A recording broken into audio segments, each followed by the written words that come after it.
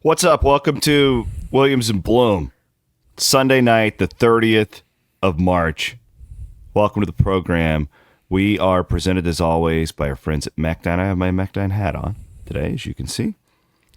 We are recording this at about 5:45 in the p.m. The only reason I time-stamped it is because you just never know this time of year. Things are happening. Things are happening, baby. We'll talk about all the top stories. Presented, as always, by Mechdyne.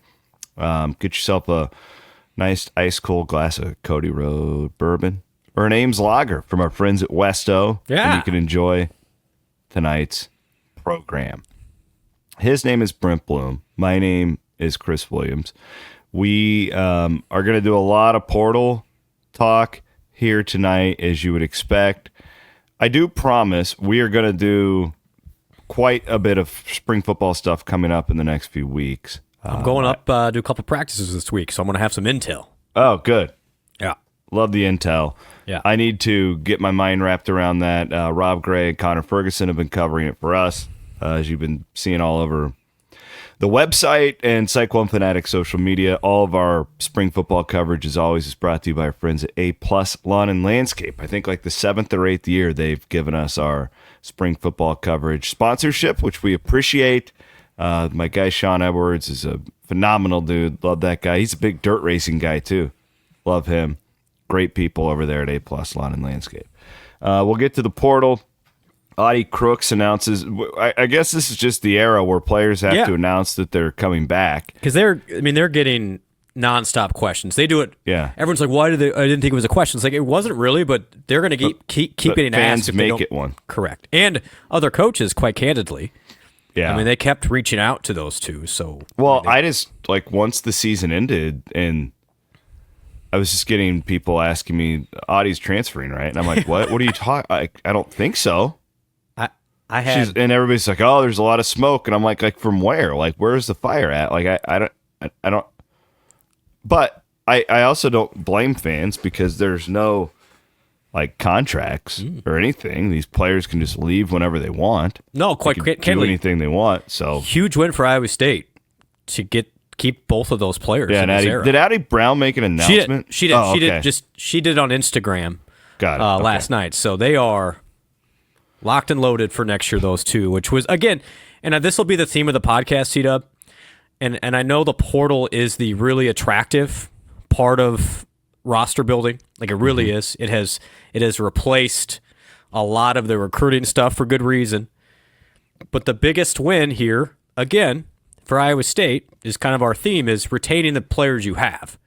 Because you're getting a known person who you know what you're getting rather than a gamble in the portal. Now, the gamble could absolutely pay off, and it has for some schools. But I think, again, for Iowa State, keeping Brown and Crooks, and then, obviously AJ as well, Aaron and Jackson to that mix. Kenzie Harris coming back on their side. But then more on the men's side, Taman, Milan, Joshua Jefferson, and Nate Heisey, those four coming back are, in my opinion, maybe I'm wrong, are as good of four returning players as there's going to be in the country still. And I think that's at least the baseline here, right? When we start talking about, rosters for next year, those four are the key. And same with the women's basketball. Brown and Crooks were the priority. Yeah. Yes, you want to add. You need to add. Obviously, it still is adding on both sides. But I think that's the part that kind of gets, I don't want to say taken for granted, because obviously it's done a really good job of keeping the players in the fold, but it's just not as sexy as adding in the portal. This comp is 20 years too late. There's a lot of our audience that won't get this, but guys our age will. We need to read like the Bill James handbook and stuff like that. Like, some of this is kind of like the baseball free agent back in the day, like who can get McGuire at the trade deadline gets the headlines, but your farm system is really the key. And we'll go through all these portal entries and talk about them because I think Iowa State got some good players and another guy's on campus right now. The women have a massive week of visitors lined up. We've reported on all this on Cyclone Fanatic Premium. I would love for you to go and support our work and grab yourself a subscription or a Patreon or anything like that. But we'll go through it. The interesting part to all of this is the fact that when you're rumored, and it wasn't a rumor, Iowa State was heavily involved with Oscar Clough from South Dakota State. 100%. He was a Summit Player of the Year, right? I don't even know. I don't think the Omaha guy won the Player of the Year. Oh, the Omaha guy did. Okay, yeah. Whatever. But like a highly touted dude, and I guess one point I would like to make is you and me are privy to more information than most. I really don't withhold anything from our subscribers. When I find something out and I know it's credible, I report it to you guys. Like I swear. The one thing that I think that fans have totally whiffed on this round is if like there's not a ton of information flying around on Twitter, then that's the gospel. I do think that things have been more buttoned up this year, portal wise, around the country as far as community. And here's why. You know why I think that's the case? Because I think this portal season started about a month ago. It is the vibe I'm getting. And that might not be head coaches and assistant, but that is a former AAU coach, an uncle placing a text. Agents are allowed. Yes. They all have agents now. This all correct. You're right. So like there's these people be like, oh, well, this Buchanan kid, nobody else wanted him. Like that's not true. Like that is absolutely not true. It might be what the recruiting service thinks, but it's really fascinating to me. And again, I don't even blame fans because like we're all learning this as we go. And it's changed every year. There's always some wrinkle like, well, next year is going to be the schools are paying them. And so this is the last big year. And like, and it was before like we were like, oh, we got to get through 3 years. Like it changes every year. Every week. But I think a lot of the reason why this is moving so quickly and why it's been pretty buttoned down is because I just think the whole portal process for everybody started about 5 or 6 weeks ago. They're never going to say that. Well, but, and then Chris, the rule changed. So there was not to get totally in the weeds here, but there was a law. Tennessee challenged a law in the Tennessee Supreme Court that now allows coaches, but collectives and people associated with the school to be connected with players currently in school. No one's enforcing this, right? Yeah. And so you're dead on. Where it used to be, I didn't know that player was going to enter the portal. I got that from a few fans today. Like, well, why didn't they wait a little bit longer? Well, you pretty much have an idea who's going to be in. Now, certain things can happen, like a coach could leave, but you pretty much know who's going in. I mean, honestly, a lot of Iowa State's work in the portal has been done for literally weeks. Yeah. As far as scouting and who might become. I mean, again, you nailed it. It's not. If it seems slower than usual, it's because it is. And it's gotten more sophisticated where a lot of these conversations have been had. Now, let me revisit this because I think this is kind of throwing off everybody in the Iowa State realm from a fan base perspective. Iowa State was 100% interested in Oscar Clough, the big guy at South Dakota State, right? Like he visited. Absolutely. Great. Iowa State lost Sunday night in Milwaukee. Oscar Clough was on campus on Monday morning, literally. So, and he would have been if they had won too. Yeah, because you had obviously he was coming back anyway. Like this, anyway. That's one of the reasons why they were flying back in the middle of the night. Yeah, so they could start on the portal. He 100% was a priority, right? And as things go with these types of things, you can have a plan, and then sometimes they're still your 19 and 23-year-olds where other things come into play, and for him in particular, it doesn't seem like he will end up at Iowa State. And that's life. It's just like anytime you're interviewing somebody for a job and they pick to go somewhere else. It doesn't mean that Iowa State whiffed. I mean, he was a target. He's going to go somewhere else. But I think the thing that I don't think one player should dictate, Iowa State failed in the portal here, because Iowa State, thought they had a good chance at him, but things change, right? Like you're still dealing with 19 to 23-year-olds that have options and, that are financial, and sometimes it's financial, sometimes it's not, sometimes it's fit, sometimes this doesn't feel right, or all these things, and it doesn't mean the end of the world. But yes, I mean, I'm not going to come on here and say Iowa State didn't want Oscar Clough. That's not true. Iowa State did, and they had to pivot. And I think Iowa State, all things considered, we can get into who Iowa State did get since we last went on the podcast. But I would say the staff's still very, very happy with how the portal season is going. I think I am. Like I don't know as much about Mason Williams as I do about Andrew Rohde, who will be on campus, and he hasn't committed yet. Rohde hasn't. I think we're all hoping that he commits, because I think he could be really good.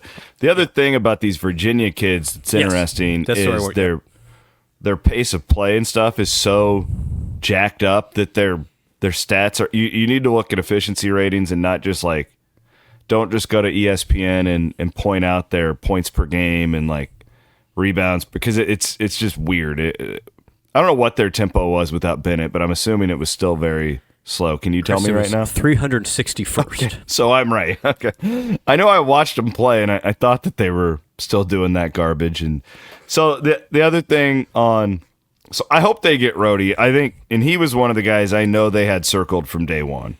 I don't know as much about Mason Williams. I'll let you dig into him, and then we'll get into some of these big. Yeah. So Rohde and Williams were the two guards Iowa State coveted from the get-go. Okay, so Williams was the first. Yep. Literally, again, Iowa State has staff members that do this. They watch all of the non-conference games, and this is what they're doing. They're looking for players that they think would fit into the Iowa State system, which, by the way, isn't for everybody. I had some people say, hey, go get that guy from UCF who quit on the team. And it's probably not going to work at Iowa State. I'm just throwing it out there. But this Williams guy, Mason Williams, Eastern Washington, 6'5", 185, had a love his size, by the way. Yeah, huge jump freshman year to sophomore year. Went from 3 points a game as a freshman up to 14 points per game this year as a sophomore. Efficiency was okay. Shot it great, 86% from the free throw line, which means at 6'5", 180, mechanics are really good. They think he can really come into his own defensively. Pretty good athlete, ability to drive a little bit. You'll see some stuff out there that his numbers weren't great against an average conference. And yeah, I mean, you're right, but you're still, he's 19. I mean, I think this is the other part that I would just try and give a little perspective to fans, is these guys are all growing and getting older too, right? Oscar Clough was a lot more ready-made than the Buchanan kid's going to be from Virginia. Oscar Clough's 23. Okay, Buchanan's 20. It's not all apples to apples here. Williams is really young and growing into himself, growing into his body. He's 6'5", 180, but he's a guy based on his film that they're that's our Curtis Jones type replacement. I'm not saying he's Curtis Jones yet. Look at Curtis Jones's number from freshman, sophomore to junior year. I mean, there's still a lot, just like the NBA. I mean, you got to look at it this way. You're not drafting the ready-made fifth-year senior in the NBA. What are you drafting, C-Dub? Potential. The potential. And I think that's where we got to just step back a little and go, okay, guys, they're not all done growing yet. They're all not ready-made. And this staff is still going to be keen on multiple-year guys who grow and get better within the system. Which is where Buchanan gets a plus. Exactly. And same with Williams. 6'11" guy with multiple years. Williams has multiple years. He's going to get better. He's going to get fill out. He's already pretty athletic. And so you hope he has that. He's got 3 inches on Curtis Jones, by the way, and Keyshawn Gilbert from a length perspective. So you hope he comes in right away and guards with his length and athleticism. Okay, that's hope number one. I don't think they'd take him if they didn't think he would. And that's what I would say about every single guy Iowa State has taken in this portal season. Priority number one: if you're going to come to Iowa State, you will guard and you will rebound. That's the starting spot. And not to get totally into the mechanics here, but Iowa State, in its opinion, dropped off from a defensive standpoint and a versatility standpoint with its bigs last year. That's not a shot into Deshaun and Brant Chatfield, But it's pretty clear Iowa State's pick and roll defense, versatility, going from Rob Jones, Hassan Ward, Trey King to Chatfield, Jackson, and Jefferson was not the same. They're trying to replicate more of those athletic 3, 4, 5 guys that can guard each position. That's where Buchanan and Mulder come in there. And then Jefferson, hopefully with another year of defense, is going to increase his athleticism as well. Same with Williams. Williams comes in, he guards right away. You only have one ball. I think we're still discounting how good Milan and Joshua Jefferson can be from a scoring output perspective. And if Rhodey comes in, that's a guy that can get you 15, 20 a night, by the way. And I know the first blush on Rhodey is going to be he's not athletic, and just stop. I would just caution people not to say that. Watch him a little bit first. And then, you also then, and this is a bit of a gamble, I'm not disputing that, you're opening up a pathway for your true freshmen to play. And Iowa State thinks with Bateman and Torre, they have two guys athletically that will fit in the Big 12. Now, will they produce at the Big 12? Nobody knows yet. They don't even know that yet. But the hope is if you don't have a block there, you allow those guys time to develop, which will help your upside through the year and then potentially into the future as well. Like Funny. All these things, you got to look at. It's not just, yes, Iowa State wants to win next year, but you also, by playing young guys early, you will provide more upside for the end of the year, just like a lot of these programs. Like look at a Michigan State. Started out slow. The Richardson kid played a lot. Now they're going to lose right now, but you get my point, right?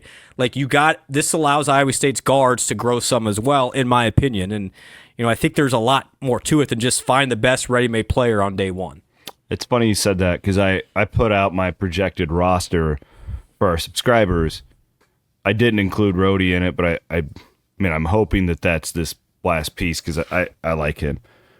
And there still might, by the way, real quick, it's not a done deal that Iowa State would be done at that point. Correct. There's technically still one scholarship left. We don't know what they're going to do with it. We don't. Nobody does. So they had that. They had that buffer. It was funny when I was piecing together the roster and I kind of wrote it down, put it on paper for the first time. And my overall opinion of it was it's not as sexy as last year. If last year was top 5 to enter the season, this will be top 15 with that core coming back. They'll be in the top, maybe the top 10. I don't know. It'll be top 15. Yeah, honestly, you're top right. 20 for sure. On paper, it's not as sexy as last year. Yeah. Right now. Yeah. But the thing that stood out to me was like, okay, like I think what can make this really a special team is if Bateman or Torrey can be that guy. And I don't know Torrey's game as much. I've seen a lot of Bateman because his it's the sexier stuff. It's the threes, it's the dunks. It's Torrey, from what I understand, is like they think he could be like all-time elite defender type. Yes. So you have a couple of options there, and this isn't always perfect, right? We talked about Noyes last week about how we thought that guy would come in and really make a difference, and he didn't for one reason or another. You're right, and I would say different profiles though with Bateman, Torrey to Noyes. Noyes was a known commodity offensively, less defensively. I'd say Torrey is coming in with a known defensive presence. Bateman is athletic enough to guard, but so not quite the same. But yeah, you get it. Relying on freshmen is still a gamble. Bateman, to me, they fell in love with him at first sight. Yes. Like the first time they ever watched. It's in the Mike Taylor connection. Like this goes decades deep. The tie to Jamarian Bateman. So I just it doesn't guarantee anything, especially as a freshman. It feels like if I had to put money on like a guy, like buy stock in a guy who I think could be like a long time like stud 3-year guy.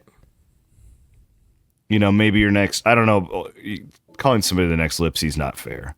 But like, I just feel like Bateman, because of this staff's tie to him and just all that stuff, like that he could be really, even if it doesn't come to fruition next year, I think that he's a guy who you have more patience with probably, I think you honestly, you got to let him take his knocks a little bit too. Yeah. And then Torrey, like body type to me feels like he's probably going to be more ready, right? Again,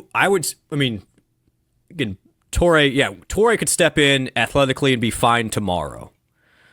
Skill wise, by the way, and Torrey shot 95% from the free throw line this year. Like that guy can shoot. Did he really? Yeah, I mean he has climbed really quickly. I think Bateman is known. I mean Bateman is a top 50 kid, but yeah, I think you're onto something here. I think where Iowa State may have mishandled some of the young guys in the last couple of years is not letting them take their knocks. And it's just like back to baseball. Sometimes you don't want to block a guy at a certain position. You just want to let him take his lumps and learn. And yes, Iowa State will still try and potentially target Rhodey, obviously to guard, and then maybe another one potentially. But you also want to have Bateman learn to grow in that spot too. And Iowa State has a full trust that guy can be that dynamic two-way guard that Gilbert really was. And honestly, in my opinion, he has a higher upside than Gilbert did. Now, Gilbert was 3 years older than him. If you get him early. Exactly. And that's where, and he can learn from Taman and those type of things. It's all connected here. And yes, if you're going year to year, your first blush is absolutely to say, hey, you need an upgrade to replace Gilbert and Jones. Like you need a dog, right? I've heard that, we need a guy. And yeah, it'd be great, but you only have so many resources here. And so you really got to be smart about how you figure it all out. That also still adds into your culture and your hard work mentality as well, while still giving opportunity for a Bateman and a Torrey to play as well. Good stuff. This is fun. Well, I'm a nerd when it comes to this stuff. Like it's not as easy as let's get the best 5 possible guys in the portal. Yeah, every other team in the country is thinking the same. It reminds me of. Do you remember Bill Self said after the Iowa State game up in Ames? Yep, I know where you're going here. Yep. And here's the quote, because I pulled it up because I had to remind myself. Because honestly, listen, I'm passionate. That's why you guys are the best. You guys are all passionate. You're disappointed when Iowa State doesn't get a target like Clough. I get it. Like I was too.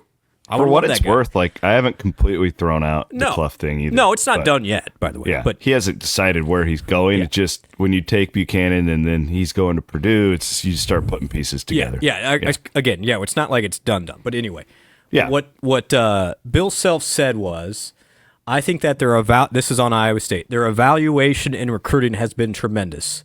He said maybe Jamie has gotten them so much in NIL money, which is he's laughing at the time, that they could just go out and get anybody. But the bottom line is the pieces fit. The other thing is they're very well drilled. They're very good in situational basketball, and they're a very smart basketball team. But talent evaluation, putting a team together, and then getting them to play as hungry as they do, I think that's probably what I would commend him on as much as anything. TJ's done a great job.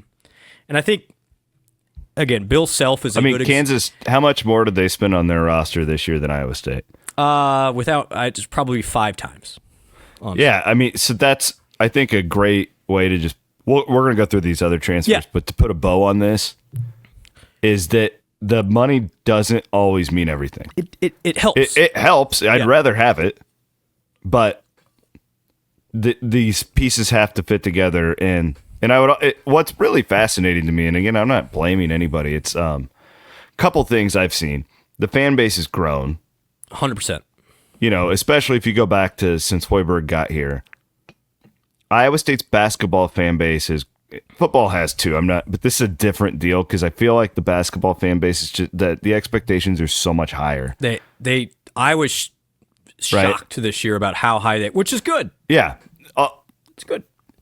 It can be frustrating when you're on the end. For what it's worth, yeah. We saw this with football too when they went 7-5 the Brock Purdy senior year. So it's not exclusive to basketball, but there's just a lot more fans who are vocal, which is great. But there's also this this part of me that's just, I'm always blown away by it, which it's like this is the best time in Iowa State basketball history, just from I know the peaks have been higher. Yes. I'm not like these Stacey. I get all that. I'm not trying to debate that. Just saying from a foundation, and literally any of these years they could just get hot and go to a Final Four, and I don't think anybody would be shocked. This year's team was beaten and battered, and it's they could have just gotten hot and got right, and it wouldn't have shocked anybody. Last year's team, you were hoping right, all that stuff. Even TJ's first team, which wasn't even very good, made it to a Sweet 16. So, like, I guess my final thing, and I'm not a, hey, just put a blindfold on and trust everybody. A lot of times people screw up and they suck at their jobs. These guys have proven that they don't suck at their job. Like, and this staff, which I think doesn't probably get talked about enough, and Matt's staff does too, and what Finley's doing, we're really across sport at Iowa State, and everything you do is you're all doing this for the first time for the most part. Like, you've had to evolve as, oh, okay, I got to zig this way now. I got to during COVID too, on top of it. So all this stuff, and again, like it's not perfect the way any of this is settled out, but I don't really think Iowa State could have done a much better job throughout the last 5 years during the NIL thing. Not only have they been under, but they've thrived during it.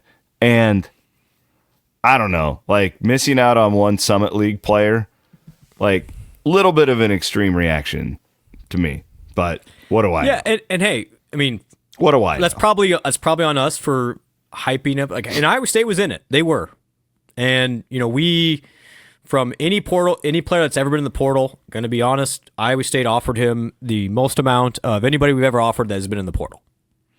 So thank you, by the way, to everybody who allowing us to even have that opportunity to do that.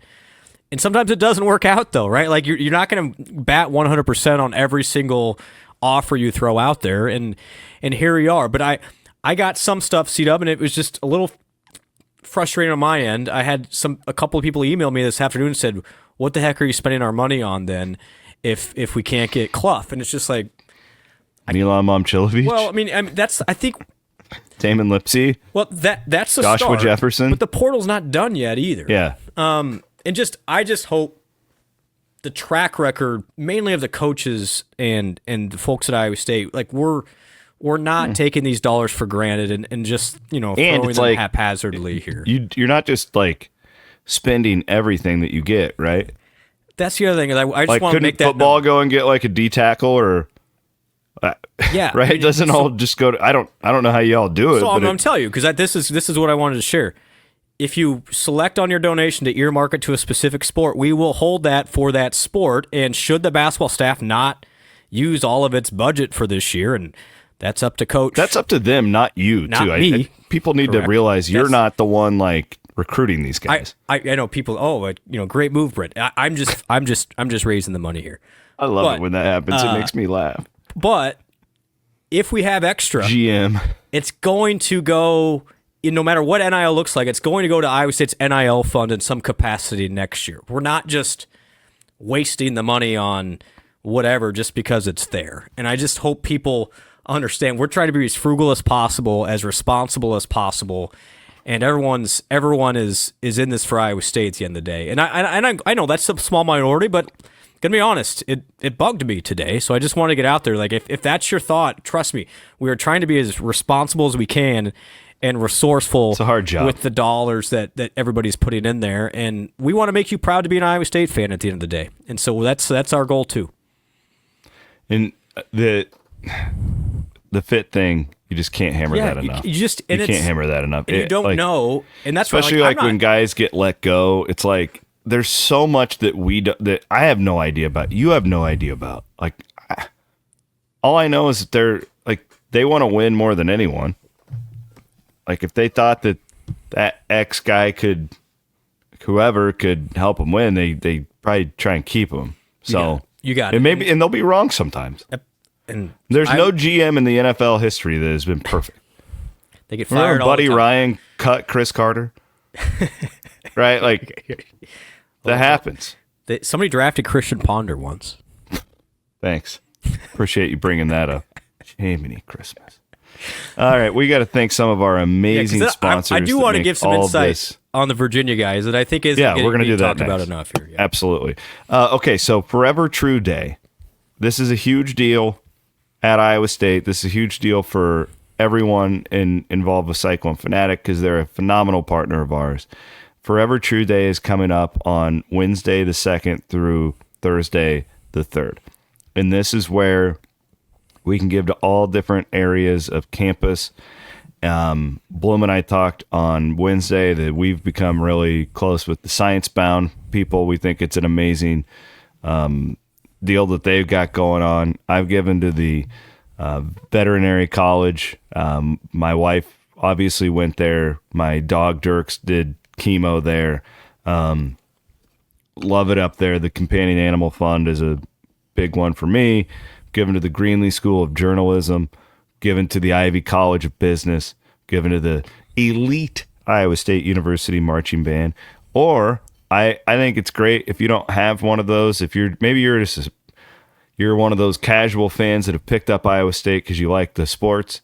There's the food pantry type stuff the that shop. you can do all that stuff. So this is a huge fundraising day, and what I love about it is that it's not for the rich people. Now, they want the rich people. Don't get me wrong. If you're a rich dude out there, we want you to contribute as well. Yeah, you can start. But they want to get people involved in engagement, and that's what I love about it. So you're going to see me sending out all sorts of links, and I would love it.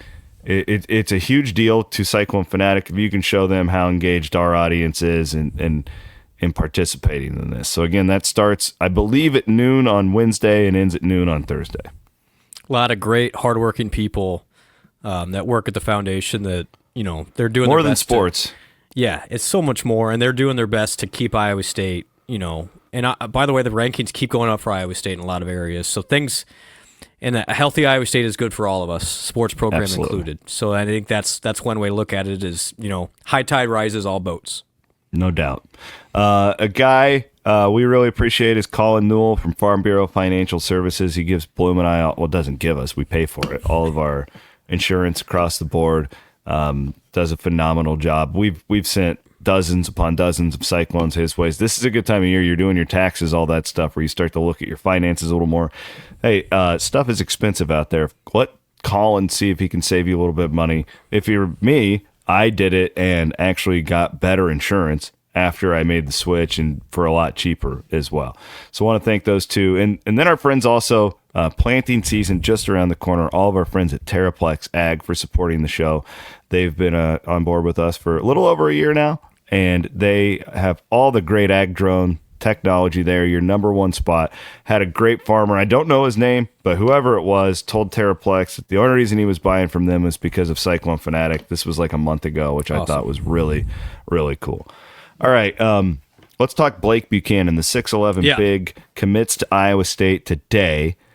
And the one thing with me, his usage, Brent, that I just think like these Virginia guys, you really have to be careful about overreacting to this. They're pure statistics.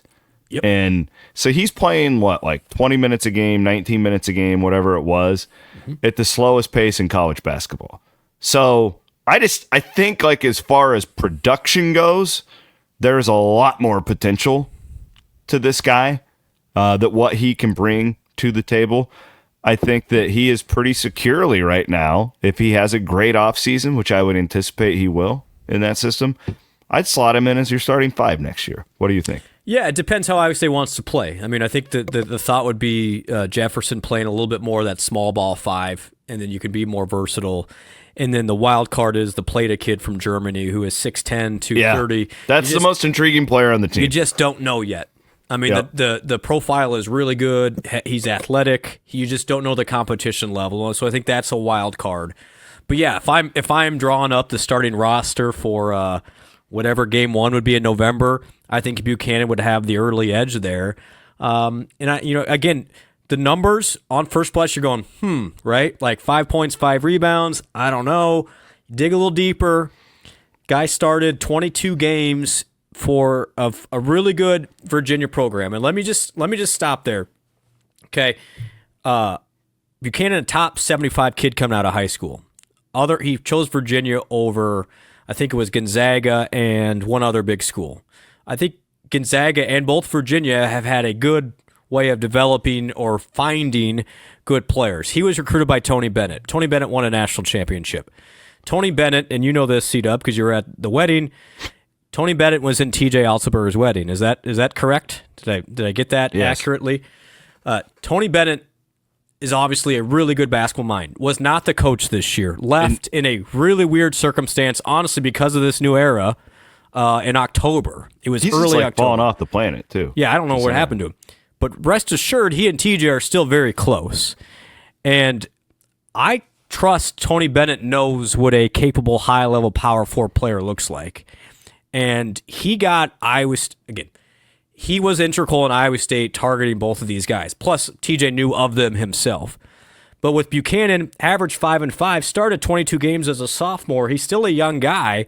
We talked about JT Rock's going to get better as he gets older. Buchanan's athletic enough. His biggest fault was he needs to fill out a little bit more, and hopefully he does that. And then just get more comfortable being a big and playing against older players. And the only way to do that is to play and get older. But the athleticism is there. The foot speed is there. He's a guy that can already be a rim runner and dunker right now. I think if he had, if he was at a different school and did, a normal pace team, he'd probably be closer to 10-7. That would look better as a sophomore who started 22 games. He'd probably make a lot more money coming out of the portal. And he absolutely honestly would. And so I think, you got to find fit here. And so that, the knock on him is he's not a good shooter. He's not.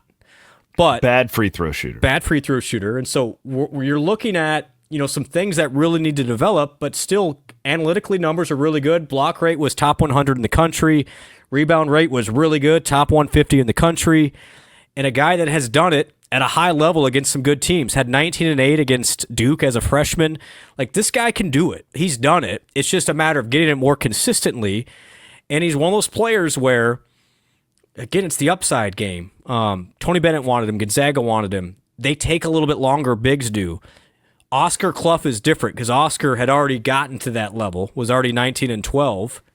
But God, he wasn't until he didn't do anything until year 4. Yeah, Buchanan's in year 3, and I think this is what you have to measure here, and it's hard. There's a reason why it's hard being an NBA GM too. Is you don't know who's going to hit, and who's not. But here's what they do know about Buchanan. He's 6'11", 235. He's going to run hard. He's going to rim run. He's going to rebound, and he's going to dunk everything. And you don't have to have him being 16-8 and getting the post up every time. That's why you have one ball. But he's going to do his job. I think he's going to raise Iowa State's profile defensively immediately. Everyone's like, well, why take him over Jackson? Nothing against Deshaun again. Buchanan takes you from a 6 defensively with Jackson to a 9 with Buchanan. I think he's that big of an upgrade defensively. And Iowa State was clearly disappointed in its defensive rotations with its bigs last year. Buchanan and Mulder, to another extent, addressed that immediately. Yes, would you like a dynamic rim-running dunk guy? Yes, but I think Buchanan is one of those finds where you're going to look 2 years from now and go, oh, I see it now. And that's kind of what Iowa State has to do here. He had multiple other offers. Iowa State got in on him early based on the recommendation from Tony Bennett, and TJ got it done before anybody else can swipe in. And he's not going to be a guy the pundits go, oh my gosh, Iowa State got Blake Buchanan. But I think he's one of those guys where you look next March and go, wow, that guy got a lot better throughout the year, and that's what you need. That's how I view it. I would love to see what we think about him next year at this time. And I think what Iowa State learned this year, and I talked about it last podcast, is some of the players they brought in were already maxed out. I think Iowa State is looking at this year of finding guys that, yes, they have a good solid base if they're going to work hard, play hard, but the skills can really develop. And I think Buchanan's one of those guys whose ceiling is still really, really good. Numbers aren't great yet. Free throw shooting is not great yet, but the skill set is there for that growth. And now you trust Iowa State's development team to really get in there and work on him. He started as a freshman at Virginia with a team that was a 4 seed. This is not just some guy off the scrap heap here. And I think when you compare him to Clough in the 19-12, you go, oh, well, that's just 5-5. It's just enough different. Again, would Iowa State would have liked Clough too? Absolutely. But I think Buchanan's going to be a really nice fit, most importantly, but also very productive as well. Well said.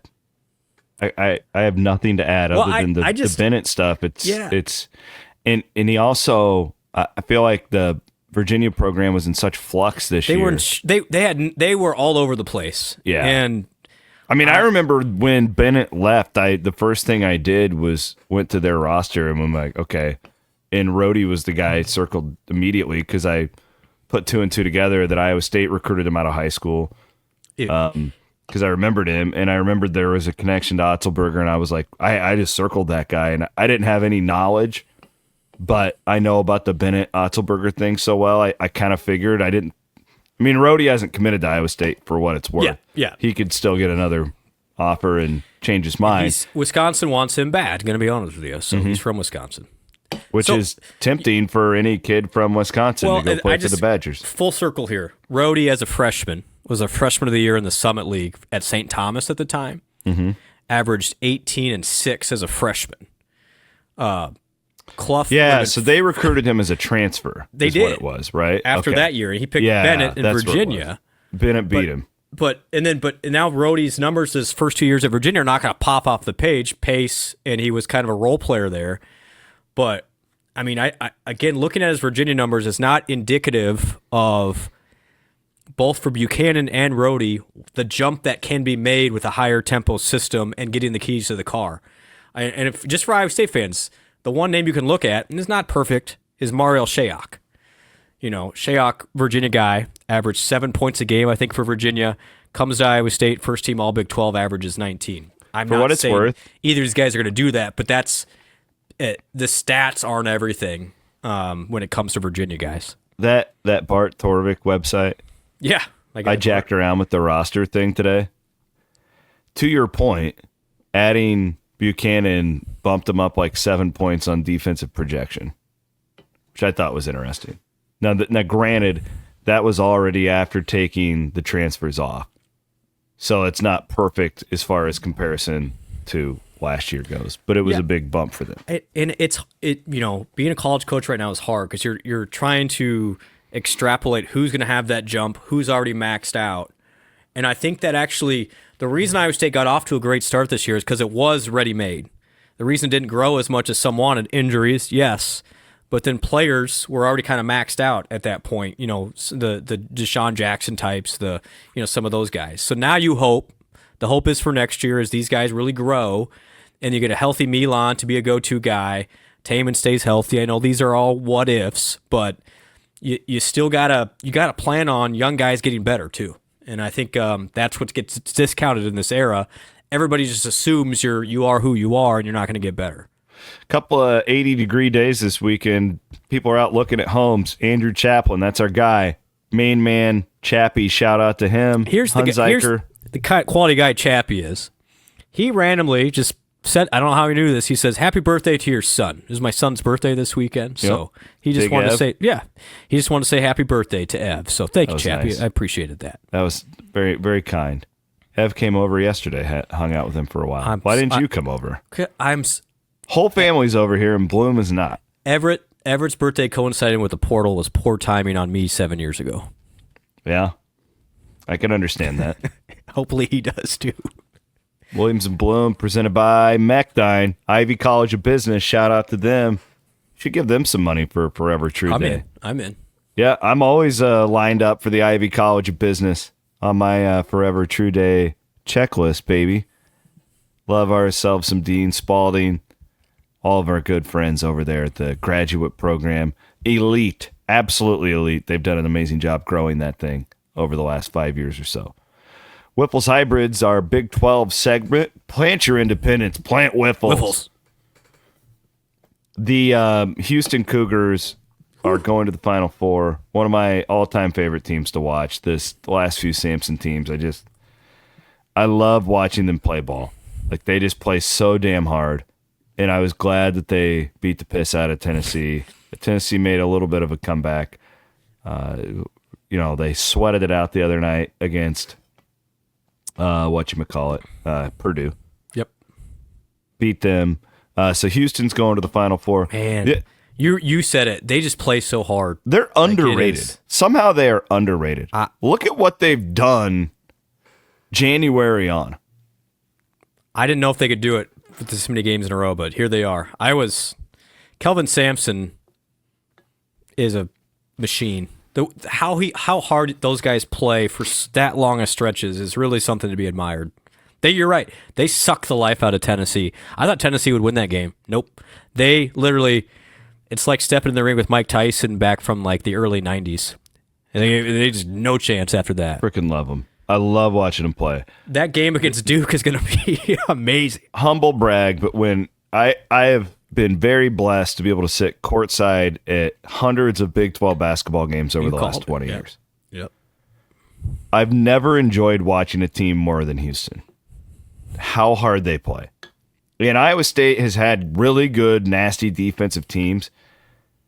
These Houston guys are absolutely disgusting with the way that they rotate and just they never take a second off. And and this year's team, I love so much more because they can actually shoot.